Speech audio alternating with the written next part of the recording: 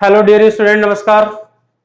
आज की क्लास में हम हमारी विगत क्लास से आगे देखेंगे। हमने देखा था मानसून भारत के संदर्भ में, भारत की जलवायु को प्रभावित करने वाले कारक, भारत में मानसून तंत्र या मानसून की प्रक्रिया में हमने देखा था भारतीय मानसून में मानसून की क्रियाविधि को। क्रियाविधि में हमने जाना था दक्षिणी पश्चिमी मानसून, उत्तरी पूर्वी मानसून, पश्चिमी विक्षोभीय वर्षा।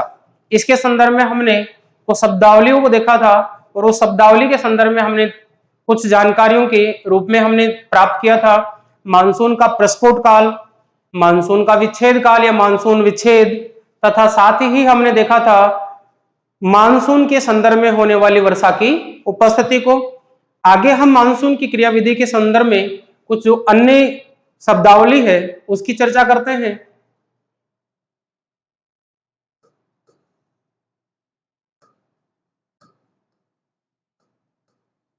जेट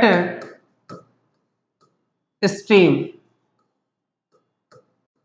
जेट स्ट्रीम ये पवनें होती हैं धरातल से ऊंचाई पर चलने वाली वे पवनें जो तीव्र गति से चलती है।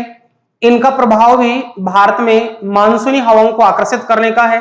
किस प्रकार से और कहां चलती हैं थोड़ा सा इसको समझ भी लेंगे। जेट स्ट्रीम जो पवनें हैं ये धरातल से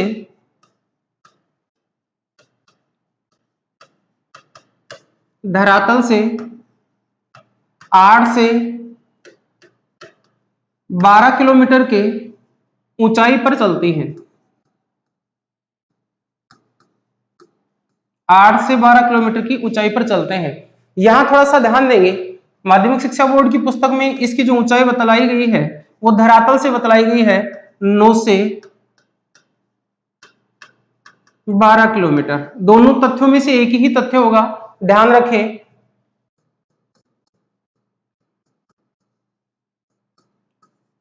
इसके अनुसार ये जेट स्ट्रीम पवने हैं। इन जेट स्ट्रीम पवनों की जो उपस्थिति है वो क्षोभ मंडल के ऊपरी भाग में पाई जाती है। ये जेट स्ट्रीम पवने हैं। इन पवनों की जो उपस्थिति है वो धरातल से ऊंचाई पर पाई जाती है और यही उपस्थिति भारतीय मानसून को भारत में वर्षा करने के लिए आकर्षित करती है। हमने इस चीज को देखा था कि उच्च वायुदाब का केंद्र और न्यून वायुदाब का केंद्र अलग अलग स्थानों पर स्थापित था।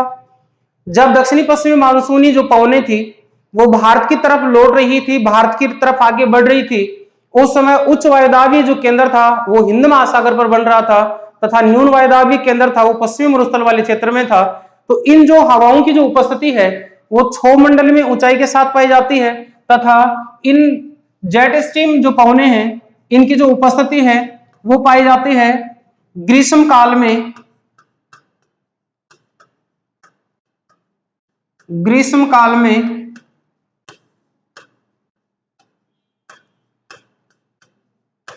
कर्क रेखा के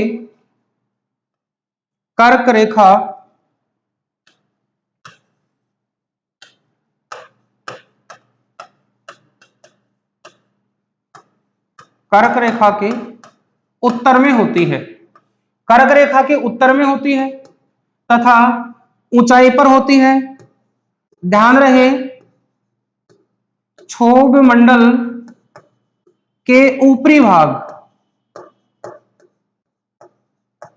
क्षोभ मंडल के ऊपरी भाग में अगर उपस्थिति क्षोभ मंडल के ऊपरी भाग में आपको ये ध्यान आ रहा होगा, क्षोभ मंडल की जो उपस्थिति है वो हमें कुछ इस प्रकार से दिखलाई पड़ती है। धरातल की उपस्थिति इन अवस्थाओं में है। इस उपस्थिति में क्षोभ मंडल है वो हमें इस प्रकार से व्यवस्थित होता दिखलाई पड़ता है।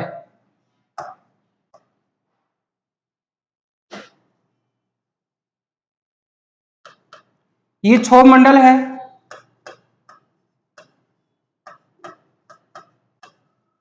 ये क्षोभ सीमा है,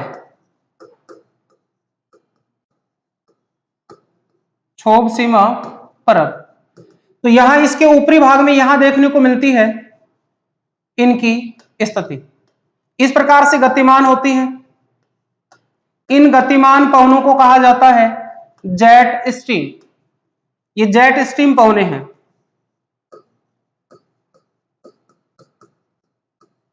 जेट स्ट्रीम पवने जो कि तीव्र गति से चलती हैं, तीव्र गति से चलने वाली पवने हैं। तो इन पवनों की उपस्थिति हमें पश्चिम से पूर्व की ओर,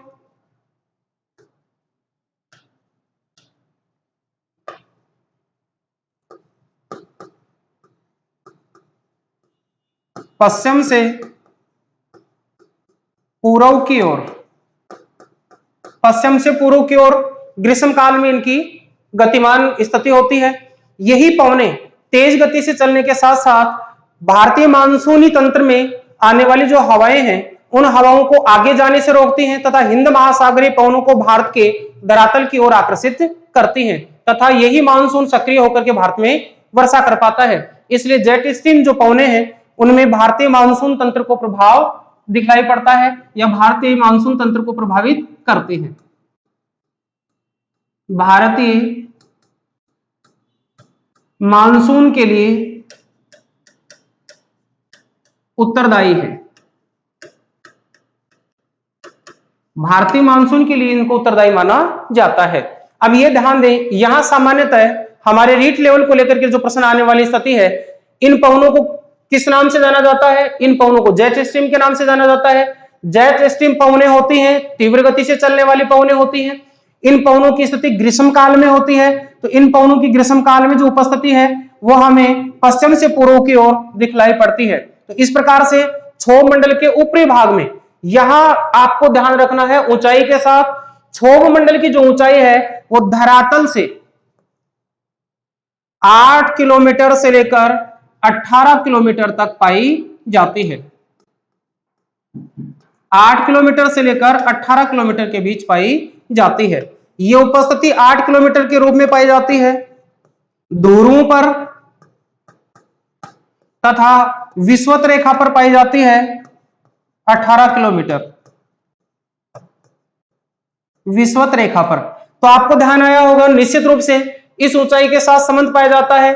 तो इन पवनों की जो उपस्थिति है वो क्षोभ मंडल के ऊपरी परत में तथा समताप क्षोभ जो सीमा है उस क्षोभ सीमा के परत के नीचे वाले क्षेत्र तक इनकी गतिमान स्थिति पाई जाती है। यही पवनें भारत में मानसून को आकर्षित करती हैं। इनकी ऊंचाई को ध्यान रखेंगे, दोनों में से एक डाटा होगा। 9 से 12 किलोमीटर की ऊंचाई के साथ गतिमान पश्चिम से पूर्व की ओर ग्रीष्म काल में चलने वाली पवनें जेट स्ट्रीम पवनें कहलाती हैं। ये भारतीय मानसून को आकर्षित करती हैं। नेक्स्ट स्थिति आती है आईटीसी जेड। आईटीसी जेड इसको कहा जाता है अंतः उष्ण अभिसरण क्षेत्र। अंतः उष्ण अभिसरण क्षेत्र। अंतः उष्ण अभिसरण क्षेत्र इसको कहा जाता है इंटर ट्रॉपिकल कन्वर्जन जोन, इस नाम से जाना जाता है। क्या है अंतः उष्ण कटिबंधीय अभिसरण क्षेत्र? अंतः उष्ण अभिसरण जो क्षेत्र है, अंतः उष्ण अभिसरण क्षेत्र, इसके नाम के आगे देखिए 2 प्रकार का होता है। एक होता है SITCZ, एक होता है NITCZ। इसको कहा जाता है उत्तरी अंतः उष्ण अभिसरण क्षेत्र, जिसका संदर्भ भारतीय मानसून से है। अब यहां इसी नाम को इस रूप में दे दिया जाता है। कौन सा भारतीय मानसून को प्रभावित करने वाला है? ये भूमध्य रेखा के दक्षिण में है, इसको कहा जाता है दक्षिणी अंतः उष्ण अभिसरण क्षेत्र, अभिसरण क्षेत्र, इस रूप में इसका प्रभाव दक्षिणी गोलार्ध में पाया जाता है।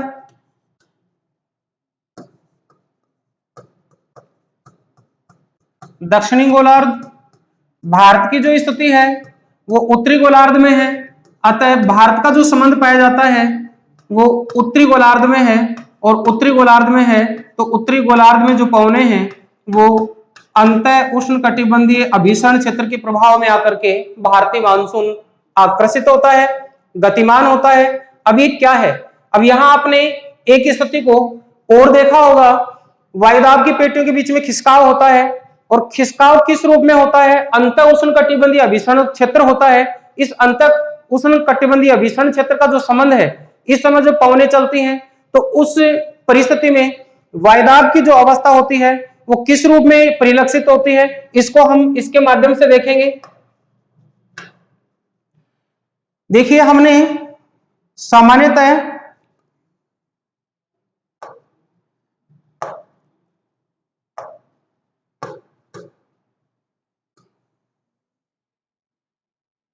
एक उपस्थिति देखी थी भारत के संदर्भ में 8 डिग्री 4 मिनट उत्तरी अक्षांश, इस उत्तरी अक्षांश के दक्षिण में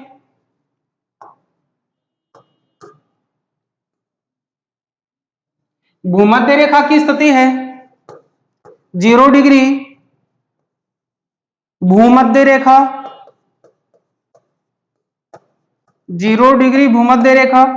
इस भूमध्य रेखा से जब हम उत्तरवर्ती स्थिति में होते हैं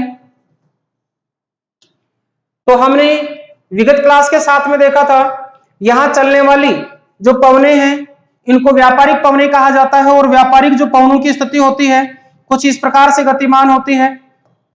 लेकिन जब दक्षिण से सूर्य की स्थिति उत्तरायण होना प्रारंभ होती है,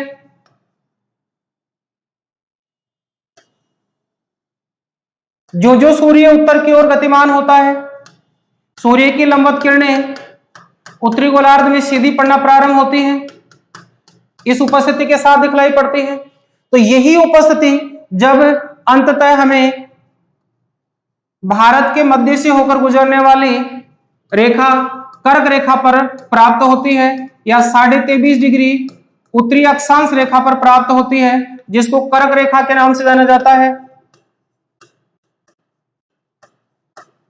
कर्क रेखा पर प्राप्त होती है, तो कर्क रेखा पर ये जो उपस्थिति है वो सूर्य के रूप में सीधी किरणों की अवस्था प्राप्त होती है।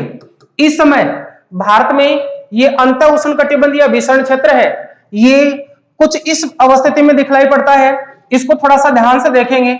जब सूर्य की उपस्थिति भूमध्य रेखा से उत्तर की ओर होना प्रारंभ होती है, भारत में जब ये स्थिति मानसून के रूप में सबसे पहले केरल तट पर आकर के टकराती है, वो होता है 1 जून, जिसको हम देख चुके हैं 1 जून। आगे आकर के स्थिति आती है 5 जून, फिर आती है मुंबई के पास में, जिसको मैं यहां इस रूप में दिखा रहा हूं, ये आती है 10 जून। फिर इसकी आगे की जो स्थिति है लगभग कर्क रेखा के ऊपर ये सीधा पड़ता है, उस समय स्थिति होती है 15 जून। तो 15 जून की उपस्थिति के लगभग भारत में जो मानसूनी हवाएं हैं ये लगभग भारत में पहुंच जाती हैं। उस समय इनकी जो गति होती है ये गति कुछ इस प्रकार से होती है। इस गति को देखेंगे, इस समय धरातल से और जलीय भाग से चलने वाली जो हवाएं हैं वो सीधी गुजरना चाह रही थी, लेकिन जो ही धरातलीय भाग आता है ये पवने अपने स्थान से विक्षेपित होकर के कुछ इस प्रकार से गतिमान हो जाती हैं। इस क्षेत्र से चलने वाली यही पवने धरातल को कुछ इस प्रकार से पार करती हुई आगे बढ़ती हैं। जब ये उपस्थिति इस रूप में दिखलाई पड़ती है, जब कर्क रेखा की स्थिति में आती है तो ये पवने इस रूप में गुजर जाती हैं। अब यहां ध्यान देंगे, अंतः उष्णकटिबंधीय अभिसरण क्षेत्र जब सूर्य कर्क रेखा पर होता है या ITCZ बनता है, ITCZ, इसको हम कह सकते हैं NITCZ, उत्तरी गोलार्ध में बनने वाला NITCZ, उस समय ग्रीष्म काल में इसकी उपस्थिति होती है वो हिमालय पहाड़ के दक्षिणवर्ती भाग में होती है। हमने हिमालय की उपस्थिति को देखा था, कुछ इस प्रकार से इसकी उपस्थिति पाई जाती है। तो हिमालय पर्वत के दक्षिणवर्ती भागों में इसका प्रभाव देखने को मिलता है। यह फर्स्ट ग्रेड एग्जाम में प्रश्न पूछा जा चुका है। इस समय ग्रीष्म काल में NITCZ या ITCZ का जो क्षेत्र है वो प्राप्त होता है। किस क्षेत्र से होकर गुजरता है? हिमालय के दक्षिणवर्ती भाग से होकर गुजरता है। तो इस महान हिमालय के दक्षिण में मध्य हिमालय और शिवालिक हिमालय के दक्षिणी भाग से होकर के गुजरता है, गंगा घाटी के ऊपरी भागों से होकर गुजरता है। इसकी जो उपस्थिति होती है NITCZ की, ग्रीष्म काल में इसकी उपस्थिति हमें औसत रूप से देखने को मिलती है 20 डिग्री उत्तरी अक्षांश से लेकर 35 डिग्री उत्तरी अक्षांश, नॉर्थ लेटीट्यूड के रूप में पाई जाती है। ये इसका क्षेत्र होता है। रीट को लेकर के यहां इंपॉर्टेंट क्वेश्चन बनता है, NITCZ धरातल के कौन से क्षेत्र से होकर गुजरता है जब सामान्य रूप से ग्रीष्म काल की अवस्था होती है? तो हम देख पा रहे हैं 20 डिग्री अंतिम दक्षिणवर्ती स्थिति होती है तथा उत्तर में 35 डिग्री होती है। जब सूर्य भूमध्य रेखा से दक्षिण की ओर होता है उस समय ये 20 डिग्री पर पहुंच जाता है तथा सूर्य जब कर्क रेखा पर होता है तो इसकी जो उपस्थिति है वो 35 डिग्री उत्तरी अक्षांश पर चली जाती है। तो उत्तरी गोलार्ध में इसका जो विस्तार या क्षेत्र होता है वो होता है 20 डिग्री से लेकर 35 डिग्री के बीच। इस प्रकार से जब यही हवाएं निम्न वायुदाब के क्षेत्र को उत्तर की ओर पर्वतीय क्षेत्र तक विस्तारित कर देती हैं तथा जब सूर्य दक्षिण गोलार्ध में होता है या मकर रेखा पर होता है उस समय इसकी उपस्थिति 20 डिग्री उत्तरी अक्षांश पर आ जाती है, यानी कर्क रेखा के भी दक्षिण में गुजर जाती है। इस प्रकार से इस वायुदाब की पेटी के संचलन के साथ, इस वायुदाब के क्षेत्र में विचलन के साथ भारत में मानसून की क्रिया प्रभावित होती है, भारत में मानसूनी पवनें चलती हैं। इस प्रकार से हमने भारतीय मानसून तंत्र को विस्तार से देखा।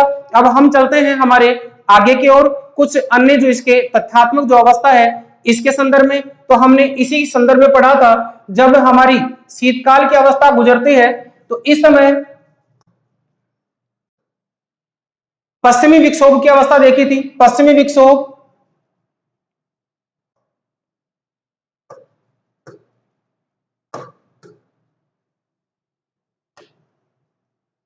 भूमध्य सागर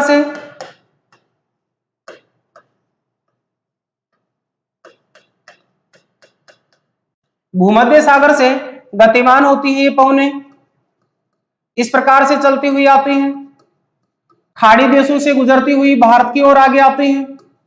इनकी जो उपस्थिति है ये ध्यान रखें, इस प्रकार से दो शाखाओं के रूप में चली जाती है। एक शाखा इस रूप में भारत के पश्चिमी क्षेत्र से होकर के प्रवेश करती है तथा एक शाखा है वो उत्तर की ओर आगे बढ़ जाती है, अर्थात ये अंततः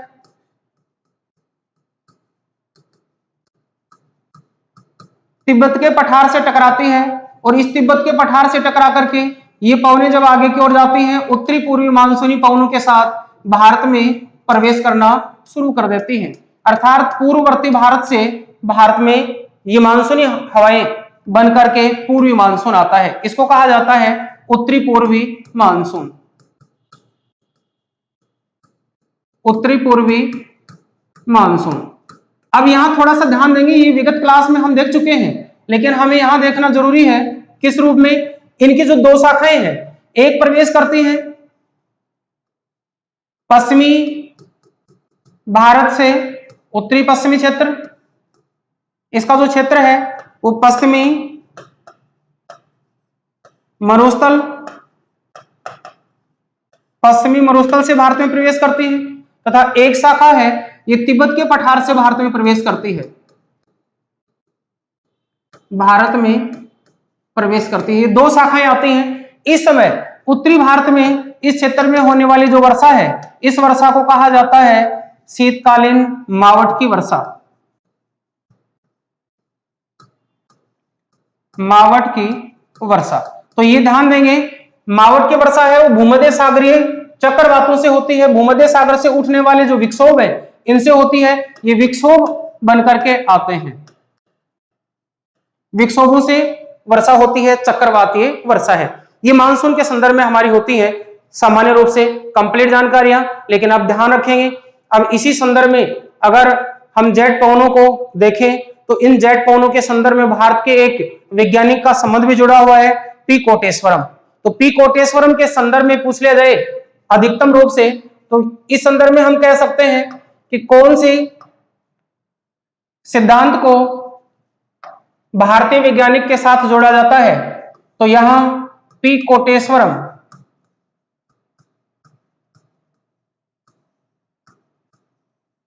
पी कोटेश्वरम के साथ इसका संबंध पाया जाता है। अर्थात भारत के मानसून प्रक्रिया को समझने के लिए पी कोटेश्वरम ने अपनी इस जेट स्ट्रीम पवनों के संदर्भ में अपना विचार व्यक्त किया था। अर्थात ये पवने भारत में मानसून को लाते हैं। साथ ही हम अब आगे हमारी मानसून की क्रियाविधि के बाद में देखते हैं हमारी रीट लेवल को लेकर के आने वाली संपूर्ण जानकारियों के साथ संक्षिप्त सी जो जलवायु वर्गीकरण को लेकर के है, उस जलवायु वर्गीकरण में एक सिद्धांत आता है जिसको कहा जाता है कोपेन का वर्गीकरण। तो कोपेन के वर्गीकरण में शब्दावली को लेकर के भी प्रश्न बन जाते हैं। हम थोड़ा सा इसको डिटेल से समझने का प्रयास करेंगे। बेसिकली अगर देखा जाए तो रीट लेवल में कोपेन का जलवायु वर्गीकरण भारत के संदर्भ में पूछे जाने की संभावनाएं कम है। राजस्थान के संदर्भ में इनकी जानकारियां ज्यादा पूछी जाती हैं, लेकिन हम इसी संदर्भ में कि शब्दावली को लेकर के भारत के संदर्भ में राजस्थान भी आता है तो किस प्रकार से प्रश्न बन सकते हैं उसको भी संक्षिप्त जानकारी लेने का प्रयास करेंगे। अब एक आपसे प्रश्न है, आप इस मैप को देखेंगे और देख करके इसका आंसर देने का प्रयास करेंगे। इस प्रकार से चलने वाली जो हवाएं हैं, जो हमारी जेट स्ट्रीम की हवाएं बनकर के आती हैं, लेकिन हमने एक उपस्थिति यहां देखी उत्तरी पूर्वी मानसून के रूप में। जब ये उत्तरी पूर्वी मानसून के रूप में भारत में प्रवेश करती है तो उस समय वर्षा करती है। अगर आपने विगत क्लास देखी होगी तो इसका आंसर जरूर दे पाएंगे। उत्तरी पूर्वी मानसून से भारत के किस तट पर वर्षा होती है? अगर आप क्लास देख रहे हैं तो आपको इस क्वेश्चन का आंसर कमेंट बॉक्स में देना है। उत्तरी पूर्वी मानसून से भारत में मानचित्र के माध्यम से मैंने बता दिया है तमिलनाडु का तट है, लेकिन तमिलनाडु के इस तट को किस नाम से जाना जाता है जिसमें उत्तरी पूर्वी मानसून से वर्षा होती है। साथ ही यह भी ध्यान दे लें यही स्थिति जब ग्रीष्म काल में होती है और ग्रीष्म काल में चलने वाली जो हवाएं होती हैं वो कुछ इस रूप में आगे बढ़ती हैं। इन पवनों के साथ में सर्वाधिक जो वर्षा होती है वो पश्चिमी घाट वाले क्षेत्र में होती है। ग्रीष्म काल में इस क्षेत्र से गुजरने वाली जो पवनें होती हैं इन पवनों को उत्तरवर्ती भारत व राजस्थान में किस नाम से जाना जाता है? तो नेक्स्ट स्थिति आपके सामने दूसरे क्वेश्चन के रूप में है।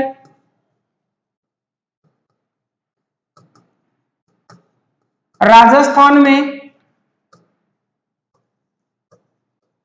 पूर्व से प्रवेश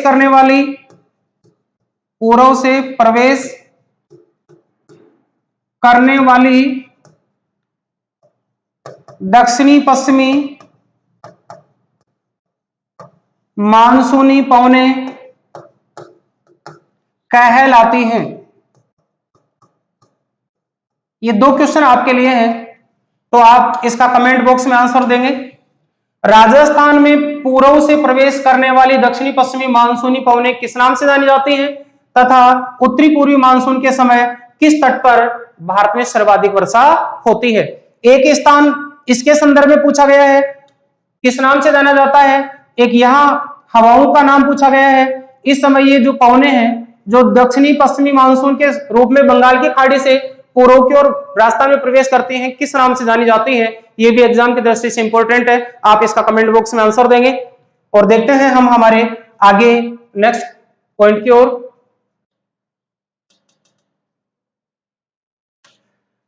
देखिए हम चलते हैं कोपेन के जलवायु वर्गीकरण को लेकर।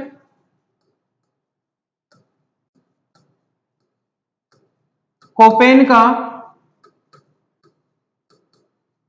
जलवायु वर्गीकरण अब यहां भारत के संदर्भ में नहीं है, केवल हम कोपेन का जलवायु वर्गीकरण देख रहे हैं। प्रश्न सामान्य रूप से यहां बनकर क्या जाता है, कोपेन का जलवायु वर्गीकरण है वो सामान्य रूप से दो प्रकार के तत्वों पर आधारित है, दो प्रकार के कारकों को निर्धारित करते हुए माना गया है। अब यहां ध्यान देंगे, कोपेन ने अपने जलवायु वर्गीकरण में तापमान व वर्षा को शामिल किया। अपना जो जलवायु वर्गीकरण प्रस्तुत किया, सर्वप्रथम इसने अपना जलवायु वर्गीकरण है ये 1918 में प्रदान किया, या कोपेन ने अपना जो जलवायु वर्गीकरण है वो 1918 में दिया। 1918 में इसने अपना जो जलवायु वर्गीकरण दिया, इस जलवायु वर्गीकरण का जो लक्ष्य रखा गया था वो था वनस्पति आधारित।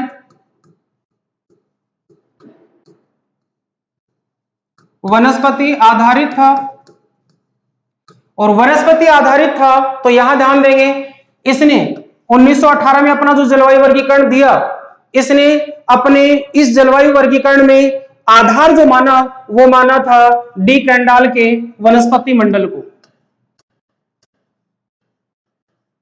डी कैंडाल के वनस्पति मंडल को आधार मानना। अब यहां ध्यान देने योग्य तथ्य है, इंपॉर्टेंट रूप से पूछ लिया जाता है, कोपेन ने अपना जो जलवायु वर्गीकरण प्रस्तुत किया उसका मॉडल क्या था, वो वनस्पति आधारित था। वनस्पति आधारित क्यों था, डी कैंडाल ने सर्वप्रथम अपनी वनस्पति का वर्गीकरण प्रस्तुत किया था, और वनस्पति का जो वर्गीकरण था वो था 5 भागों में। वनस्पति का जो वर्गीकरण वो 5 भागों में दिया था, और इसी 5 भाग के वर्गीकरण को इसने सर्वप्रथम विश्व के संदर्भ में भारत के तथा विश्व के लिए कॉमन वर्गीकरण दिया, न कि भारत का अकेला वर्गीकरण प्रस्तुत किया। इसने संपूर्ण विश्व को जलवायु वर्गीकरण के रूप में 5 क्षेत्र बतलाए। वो 5 क्षेत्र किस रूप में थे, जिन स्थानों पर जिस प्रकार की वनस्पति पाई जाती है यही उसके वनस्पति आधारित जलवायु का वर्गीकरण था। लेकिन जब इसने अपने जलवायु वर्गीकरण को सम्मिलित किया तो इसमें इन 2 तत्वों को महत्व दिया, एक था तापमान आधारित, एक था वर्षा आधारित। तापमान आधारित और वर्षा आधारित जब इसने वर्गीकरण प्रस्तुत किया तो इसके लिए इंग्लिश के कैपिटल अक्षर काम में लिए, अंग्रेजी के बड़े अक्षर, अंग्रेजी के बड़े अक्षरों को काम में लिया, और ये बड़े अक्षर थे, ये 5 थे। इनमें A, B, C, D, A B C D तथा ई, इन 5 अक्षरों को काम में लिया। तापमान के संदर्भ में इनके द्वारा बतलाया गया ए, सी, डी,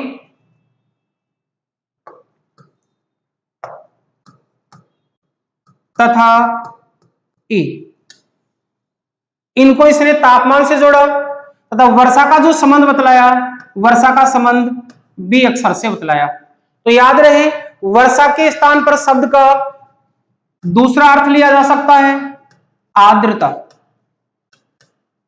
आर्द्रता या वर्षा से संबंधित बी अक्षर था, अर्थात जहां कम वर्षा होती है वहां बी से इंडिकेट किया गया। तथा तापमान को लेकर के ए, सी व डी तथा ई को प्रयुक्त किया। तो कोपेन ने अपने जलवायु वर्गीकरण में 5 अक्षरों को सम्मिलित किया। ये 5 अक्षर थे ए, बी, सी, डी व ई। इनमें 4 अक्षर थे तापमान से रिलेटेड थे, या तो कम तापमान होगा, मध्यम तापमान होगा या उच्च तापमान होगा। वर्षा आधारित जो संकेत दिया गया, डिफाइन किया गया, वो किया गया बी से। किस रूप में और किस क्षेत्र के लिए किया गया, इसकी जानकारी हम और देखते हैं। यहां कोपेन का जो अंतिम जलवायु वर्गीकरण प्रस्तुत किया गया, इस अंतिम जलवायु वर्गीकरण में इसने अपने इस अक्षर के स्थान पर एच शब्द प्रयुक्त कर दिया। ई के स्थान पर एच, कैपिटल एच। अंतिम रूप से ई के स्थान पर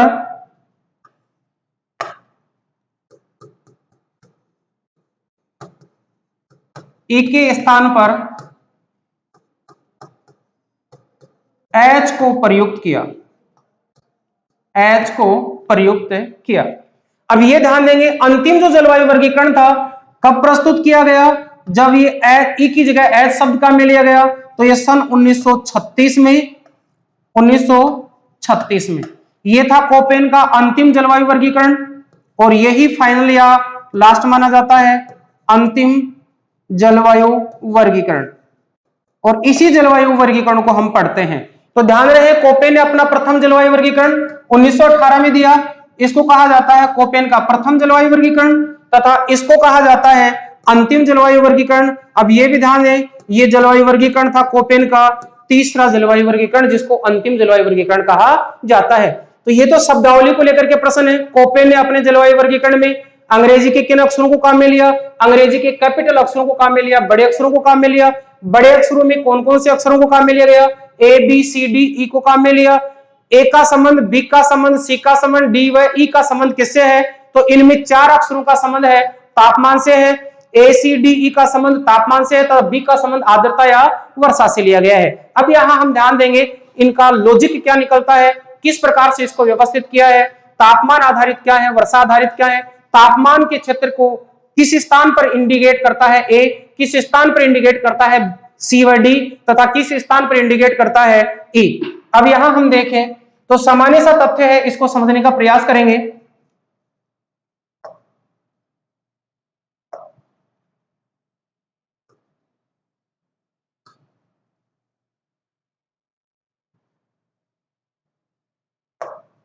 अब यहां देखें किस स्थान पर कैसे प्रयुक्त किया गया है इनको। यह है 0 डिग्री,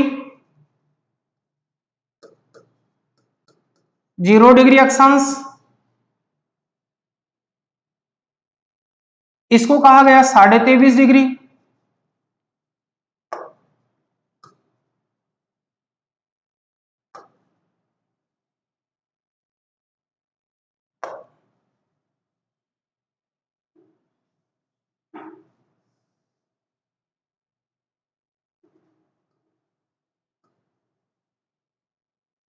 इसको कहा 23.5 डिग्री, 23.5 डिग्री दक्षिणी अक्षांश, 23.5 डिग्री उत्तरी अक्षांश, 23.5 डिग्री उत्तरी अक्षांश। इसको कहा गया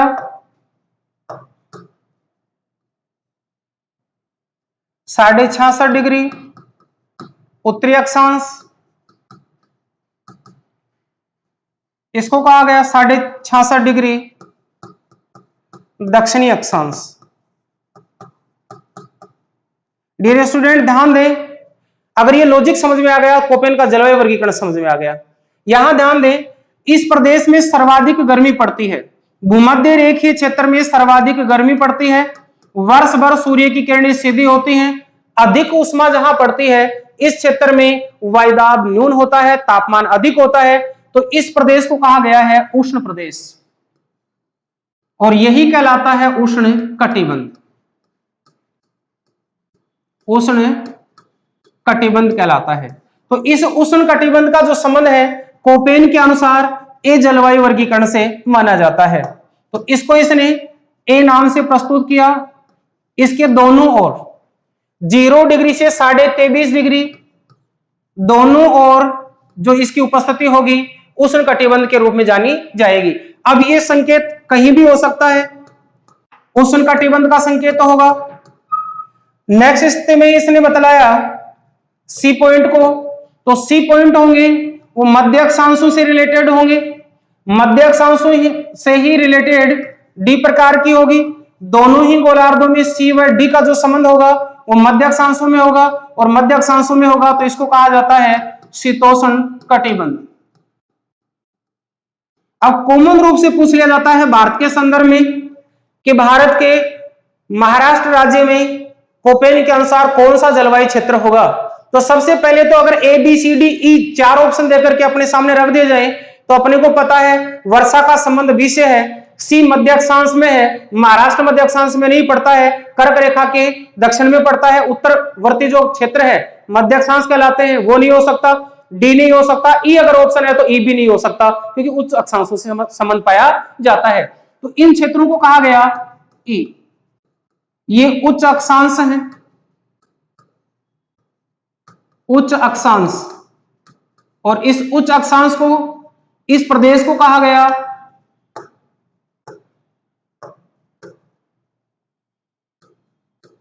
शीत कटिबंध, शीत कटिबंध। तो संपूर्ण पृथ्वी के ऊपर 3 कटिबंधों के रूप में उष्ण कटिबंध, शीतोष्ण कटिबंध व शीत कटिबंध, इस प्रकार से इनकी उपस्थिति पाई जाती है।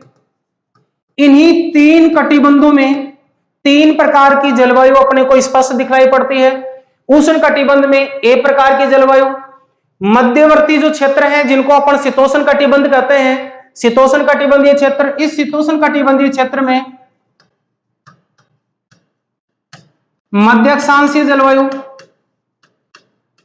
मध्य अक्षांशीय जलवायु में सी व डी प्रकार की जलवायु तथा उच्च अक्षांशीय क्षेत्र में ई प्रकार की जलवायु होती है या शीत जलवायु होती है। तो निश्चित रूप से भारत के संदर्भ में किसी भी एक राज्य को देकर के अगर प्रश्न पूछा जाए तो अपन सामान्य रूप से इसका आंसर निकाल सकते हैं। अब ये ध्यान देंगे इन प्रकार की जलवायु का क्षेत्र भारत में कहां कहां देखने को मिलता है। तो संपूर्ण विश्व में इसने अपने जलवायु का जो वर्गीकरण प्रस्तुत किया, इस ग्लोब को इस प्रकार से इसने व्यवस्थित किया। अब ये देख पा रहे होंगे मध्य अक्षांशों में ए प्रकार की जलवायु पाई जाती है, मध्य अक्षांशों में सी व डी प्रकार की पाई जाती है, ध्रुवों पर पाई जाती है या उच्च अक्षांशों में ई प्रकार की तथा निम्न अक्षांशों में पाई जाती है ए प्रकार की उष्ण कटिबंधीय। उष्ण कटिबंधीय, शीतोष्ण या मध्य अक्षांशीय, शीत या उच्च अक्षांशीय जलवायु पाई जाती है। अब भारत के मानचित्र में देखें तो इन्होंने अपने इस जलवायु वर्गीकरण के संदर्भ में कुछ इस प्रकार से इसको व्यवस्थित किया है। अब ध्यान देंगे किस क्षेत्र में किस प्रकार की जलवायु का संबंध बतलाया है, इसको आप मानचित्र में देख पाएंगे। देखिए यह हमारा पश्चिमी घाट क्षेत्र है। जैसा हमने जलवायु के संदर्भ में भी देखा है, भारत के भौतिक प्रदेशों में भी देखा है तथा साथ ही हमने भारत के सामान्य जानकारी में भी देखा है। इस पश्चिमी घाट वाले क्षेत्र में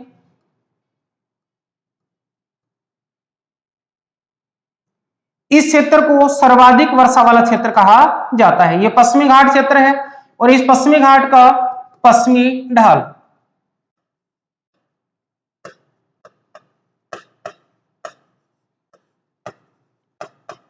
पश्चिमी घाट का पश्चिमी ढाल, इस पश्चिमी घाट के पश्चिमी ढाल में 200 सेंटीमीटर वर्षा होती है या इससे भी अधिक वर्षा होती है। 200 सेंटीमीटर या 200 सेंटीमीटर से अधिक वर्षा होती है।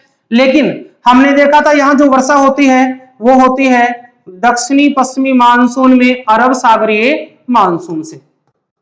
ये जो हवाएं थी ये दक्षिणी पश्चिमी मानसून की पवनें थी।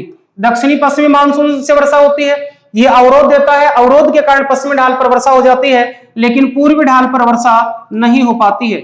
जब इसके पूर्वी ढाल पर पवनें उतरती हैं तो इस समय इसमें आर्द्रता घट जाती है और वर्षा का अभाव हो जाता है। तो इस क्षेत्र में सर्वाधिक वर्षा होती है। इस प्रदेश को इसने नाम दिया AMW, AMW उष्ण कटिबंधीय। अब ये ध्यान आ रहा होगा आपको, ए का संबंध हमने क्या बताया था, उष्ण कटिबंधीय जलवायु, उष्ण कटिबंधीय जलवायु। अब यहां देख पा रहे होंगे उष्ण कटिबंधीय जलवायु है। दूसरी वर्षा ऋतु के समय यहां वर्षा ज्यादा होती है तो मानसून के साथ वर्षा होती है। तो एम का अर्थ है मानसूनी जलवायु तथा डब्ल्यू का अर्थ है विंटर शुष्क जलवायु, शीत शुष्क जलवायु, जहां शीत ऋतु में वर्षा नहीं होती है तो शीत शुष्क जलवायु। यहां नाम के जो अक्षर हैं उनका एब्रीविएशन नहीं पूछा जाएगा, ये कॉमन चीजें हैं जिनमें हम अंतर कर पाए इन शब्दों का क्या अर्थ होता है। तो यहां पश्चिमी घाट के पश्चिमी ढाल पर AMW प्रकार की जलवायु पाई जाती है, जहां वर्षा की औसत उपस्थिति है वो 200 सेंटीमीटर या इससे भी अधिक होती है, 250 सेंटीमीटर तक यहां वर्षा पाई जाती है। तो 200 सेंटीमीटर या अधिक वर्षा वाले क्षेत्र हैं। हमने वहां देखा था जब हमने मानसून को पढ़ा था, यहाँ उष्णकटिबंधीय सदाबहार वन पाए जाते हैं, क्योंकि उष्णकटिबंध में पड़ता है, वर्षा अधिक होती है तो सदाबहार वन होंगे। तो इस जलवायु की विशेषता होती है, इस जलवायु में उष्णकटिबंधीय सदाबहार वन पाए जाते हैं। उष्णकटिबंधीय सदाबहार वन पाए जाते हैं। तो उष्णकटिबंधीय सदाबहार वनों की विशेषता यहां देखने को मिलती है। इस जलवायु में उष्णकटिबंधीय सदाबहार वन पाए जाते हैं। अब इसके पश्चिमी घाट के पश्चिमी ढाल से जब हवाएं पूर्व की ओर उतरती हैं, उस समय इस क्षेत्र में वर्षा कम कर पाती है, और वर्षा कम करने के कारण ये वृष्टि छाया क्षेत्र में आ जाता है, और वृष्टि छाया क्षेत्र में होता है तो यहां वर्षा की उपस्थिति, एक ढाल पर 200 सेंटीमीटर से अधिक वर्षा है, लेकिन यहां 50 सेंटीमीटर इससे कम वर्षा हो पाती है। इस क्षेत्र को कहा जाता है BSHW।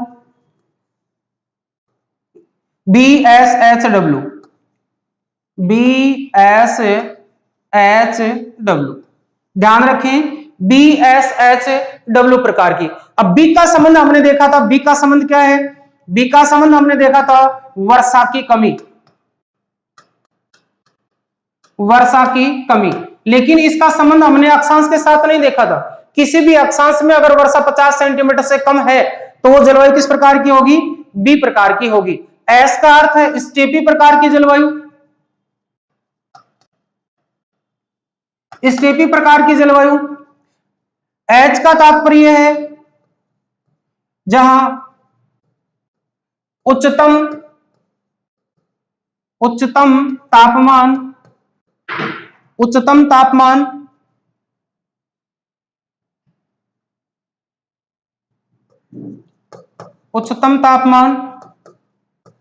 व न्यूनतम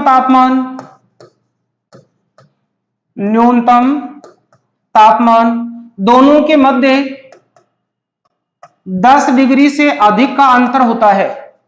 10 डिग्री से ऊपर तापमान होते हैं, न्यूनतम तापमान 10 डिग्री या अधिकतम तापमान है ये और भी ऊंचे पाए जाते हैं, लगभग 50 डिग्री सेंटीग्रेड के बीच होते हैं। तो सामान्य रूप से इतने बड़े अंतराल के साथ हमें जो दिखलाई पड़ती है इस अवस्था को कहा जाता है BSHW। W का अर्थ है विंटर शुष्क। हमने यहां भी देखा है शीत शुष्क प्रकार की जलवायु, शीत शुष्क जलवायु। तो शीत शुष्क जलवायु हमने यहां भी देखा है, इसको भी शीत शुष्क जलवायु कहते हैं। W का अर्थ शीत शुष्क जलवायु है। इस प्रदेश में वर्षा की जो उपस्थिति है वो हमें अलग समय देखने को मिलती है। कमेंट बॉक्स के लिए क्वेश्चन दिया था, तट का मैं यहां जिक्र नहीं करूंगा, केवल जलवायु का जिक्र करेंगे। यहां तमिलनाडु तट पर जो वर्षा होती है इस जलवायु की विशेषता है AS प्रकार की जलवायु। ए का तात्पर्य हमने देखा उष्ण कटिबंध, एस का अर्थ है शीत समर शुष्क प्रकार की जलवायु।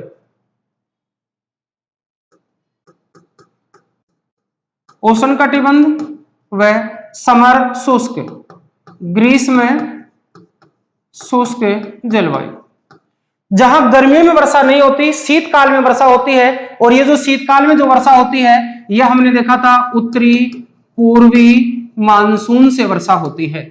उत्तरी पूर्वी मानसून वर्षा करती है। तट का नाम पूछा गया था आपको, किस तट पर यह वर्षा होती है। इस क्षेत्र में यहां हम देख पाते हैं इस क्षेत्र की जो जलवायु है, इस जलवायु में BWHW प्रकार की जलवायु, जैसा कि हम यहां देख चुके हैं। इसी में बी नाम अलग से आ रहा है। बी का तात्पर्य हम देख रहे हैं, बी प्रकार की जो जलवायु का संबंध है ये न्यून वर्षा से है, और न्यून वर्षा में हमने देखा था न्यून वर्षा का आधार है 50 सेंटीमीटर या इससे कम वर्षा। दोनों में 50 सेंटीमीटर से कम वर्षा है, वहां हमारा बी का संबंध होता है। लेकिन वह क्षेत्र जहां हमने पुनः देखा WH और W, यहां भी ग्रीष्म काल है यहाँ इस ग्रीष्म काल में वर्षा होती है, लेकिन शीतकाल शुष्क रहता है, विंटर शुष्क रहती है। इस प्रकार की जो जलवायु है ये पश्चिमी राजस्थान में पाई जाती है। पश्चिमी राजस्थान सबसे बड़ा जो क्षेत्र है वो पश्चिमी राजस्थान बनता है। इसके बाद इस क्षेत्र की जो जलवायु है, इस जलवायु को कहा जाता है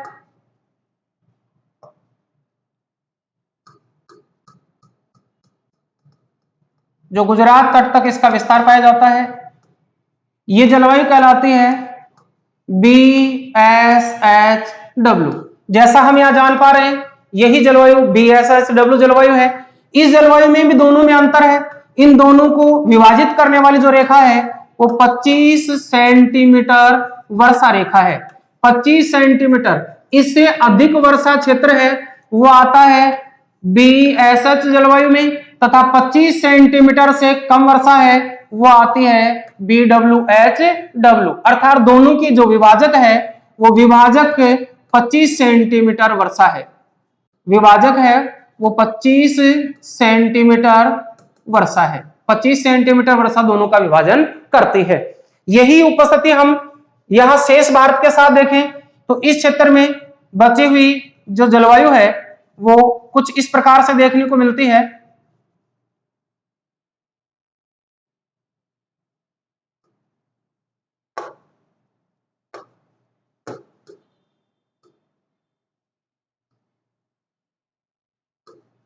इस जलवायु को कहा जाता है ईद जलवायु, ध्रुवीय जलवायु या शीत जलवायु। इस जलवायु को कहा जाता है CWG जलवायु, तथा इस जलवायु को कहा जाता है DFC जलवायु। अब यहां देखेंगे बची हुई जो शेष क्षेत्र रह गया, इस शेष क्षेत्र को कहा जाता है AW जलवायु, उष्ण कटिबंधीय शीत शुष्क जलवायु। ए का तात्पर्य उष्ण कटिबंधीय, डब्ल्यू का तात्पर्य विंटर शुष्क, तो उष्ण कटिबंधीय शीत शुष्क जलवायु। उष्ण कटिबंधीय, डब्ल्यू का तात्पर्य है शीत शुष्क जलवायु। अब यहां डीएफसी प्रकार की जो जलवायु है यह है मध्य अक्षांशीय, मध्य अक्षांशीय। हमने देखा था सी और डी का संबंध मध्य अक्षांशों से है। एफ वर्ष भर वर्षा, वर्ष भर वर्षा, और सी का तात्पर्य है जहां तापमान न्यूनतम होता है वो 10 डिग्री या 10 डिग्री से कम होता है, तो इसको कहा जाता है पहाड़ी जलवायु। तथा ई इसको कहा जाता है ध्रुवीय जलवायु, ध्रुवीय जलवायु। ई प्रकार की यह हमारे जम्मू कश्मीर वाले क्षेत्र में हिमालय के उच्च जो पहाड़ी क्षेत्र हैं यहां देखने को मिलती है, जहां वर्ष भर यहां बर्फ हिम के रूप में कठोर आवरण में रहती है। हिम रहती है लेकिन हिम का भी कठोर आवरण पाया जाता है, क्योंकि सामान्यतः तापमान यहां माइनस में ही रहता है। इस प्रकार की जलवायु को ई प्रकार की जलवायु के नाम से जाना जाता है। शेष जो जलवायु है उस जलवायु में CWG जलवायु का जो क्षेत्र था वो देखा हमने। CWG जो जलवायु है उसका क्षेत्र हिमालय के दक्षिणवर्ती भाग में गंगा के मैदानों के साथ पाई जाती है। इसका जो विस्तार है वो सर्वाधिक है, तो सबसे बड़ी जलवायु के रूप में देखने को मिलती है। सी का अर्थ मध्य अक्षांशीय, मध्य अक्षांश। डब्ल्यू का अर्थ विंटर शुष्क, और जी का अर्थ है गंगा के मैदान, गंगा के मैदान। तो ये ध्यान दें गंगा के मैदानों में वह क्षेत्र जहां सर्दियों में वर्षा नहीं होती है। अब यहां ध्यान दें, आपके माइंड में एक प्रश्न आया होगा, यहां गंगा के मैदानों में शीतकाल में कभी कभी वर्षा होती है, लेकिन सामान्यतः मानसूनी वर्षा नहीं होती, कभी कभी वर्षा होती है, उसको कहा जाता है मावठ की वर्षा। इस प्रकार से कोपे ने संपूर्ण भारत को इन जलवायु वर्गीकरण के साथ विभाजित किया। CWG प्रकार की जो जलवायु है इसको भारत की सबसे बड़ी जलवायु कहा जाता है। भारत की सबसे बड़ी जलवायु। भारत की सबसे बड़ी जलवायु कहलाती है। इस प्रकार से हमारी भारत की जलवायु की अंतिम स्थिति कंप्लीट होती है। कोपेन का जलवायु वर्गीकरण कंप्लीट होता है। एक बार के लिए आप इसको रिमाइंड करें। देखिए, कोपेन के जलवायु वर्गीकरण को हमने देखा, विक्षोभों के साथ, उपस्थिति के साथ देखा। अक्षांशीय स्थिति में कोपेन ने मध्य अक्षांशों में, उच्च अक्षांशों में और निम्न अक्षांशों में, मध्य अक्षांशों के साथ में CD, उच्च अक्षांशों में E तथा उष्णकटिबंधीय निम्न अक्षांशों में A प्रकार का संबंध पाया। B का संबंध था वो वर्षा से था। वर्षा के संबंध में अपन ने देखा था किस किस प्रकार की जो उपस्थिति थी, तापमान और वर्षा आधारित दो शब्द थे। प्रथम बार उसने जलवायु वर्गीकरण 1918 में प्रस्तुत किया। 1918 में अपना जलवायु वर्गीकरण प्रस्तुत किया, उसका उसने मॉडल लिया, वो था डी कर्ंडाल का वनस्पति मंडल। इस वनस्पति मंडल के 5 भाग थे। कोपेन ने इसी वनस्पति मंडल को 5 जलवायु वर्गीकरणों के साथ प्रस्तुत कर दिया। ये 5 जो नाम थे, ABCDE अंग्रेजी के कैपिटल अक्षर थे। इन कैपिटल अक्षरों में 2 अंतर बतलाए। एक तापमान को इंडिकेट करता है, एक वर्षा या आर्द्रता को इंडिकेट करता है। तापमान को ACDE इंडिकेट करते हैं, वर्षा को B इंडिकेट करता है। ये संबंधित सारी जानकारियां थी जो अंतिम वर्गीकरण के रूप में H जो E का ही स्थानांतरित रूप था 1936 के जलवायु वर्गीकरण में प्रस्तुत किया। 1936 में कोपेन ने अपना अंतिम जलवायु वर्गीकरण दिया, जिसको आज तक हम सर्वमान्य रूप से पढ़ते हैं, तथा अपना प्रथम जलवायु वर्गीकरण था 1918 में प्रस्तुत किया। ये रीट लेवल को लेकर के आने वाले सभी महत्वपूर्ण प्रश्नों के साथ, अपने तथ्यात्मक तथा संपूर्ण डिटेल के साथ अपना चैप्टर और टॉपिक होता है पूरा। अब आगे हम इसी चैप्टर की, इसी टॉपिक की प्रश्नोत्तरी लेकर के आएंगे। तब तक के लिए आप सभी वीडियो को देखें तथा आने वाली प्रश्नोत्तरी में भाग लेकर के सबसे पहले अपनी जानकारियों को इंप्रूव करें तथा साथ ही आप इसकी PDF भी प्राप्त करें। धन्यवाद।